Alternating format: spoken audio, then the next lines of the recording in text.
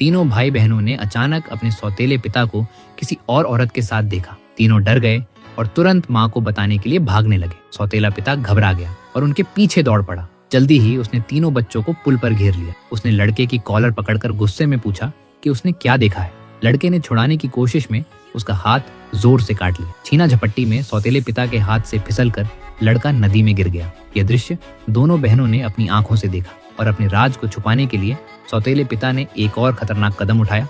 उसने दोनों बेटियों को भी धक्का देकर नदी में गिरा दिया। फिर वह तुरंत वहां से भाग गया। जब माँ को पता चला कि उसके तीनों बच्चे नदी में डूब गए हैं, वह टूट गई और नदी किनारे आकर बच्चों के नाम पुकार पुकार कर रोती रही, लेकिन उसे कभी कोई जवाब नहीं मिला। सौतेला पिता समझ रहा था कि बच्चे मर चुके हैं। उसे नहीं पता था कि छोटा बेटा जिंदा बच गया था। 20 साल बाद वही बच्चा बड़ा होकर खुद मेहनत से खड़ा होकर अरबों की कंपनी का CEO बन चुका था। लेकिन उस हादसे में उसकी बचपन की यादें पूरी तरह मिट गई थी। वह सालों से अपनी माँ को ढूंढ रहा था, पर कोई सुराग नहीं मिला। एक दिन उसके असिस्टेंट ने बाजार से मून केक खरीदा। CEO ने एक बाइट लिया और जैसे बिजली सी दौड़ गई। स्वाद बिल्कुल वही था जो उसकी माँ बचपन में बनाती थी। वह तुरंत असिस्टेंट के साथ उस दुकान पर पहुंचा। वहां उस महिला को देखते ही उसके दिल में अजीब सी अपनापन की भावना उठी। वह उसकी पहचान पक्की करने ही वाला था कि महिला के फोन पर उसके पति का कॉल आया और वह जल्दी से चली गई। घबराहट में CEO ने उसका हाथ पकड़ा और गलती से उसका नेकलेस टूटकर गिर पड़ा।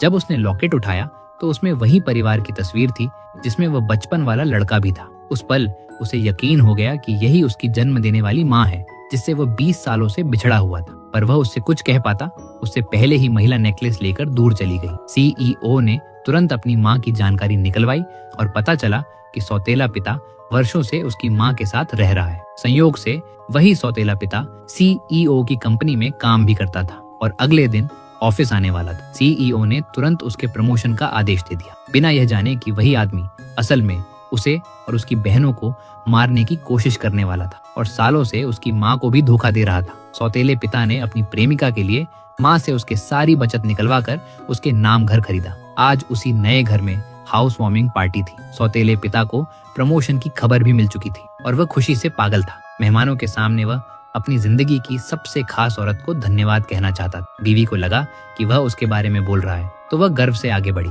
लेकिन अगले ही पल पार्टी के दरवाजे से सौतेले पिता की प्रेमिका अंदर चली आई।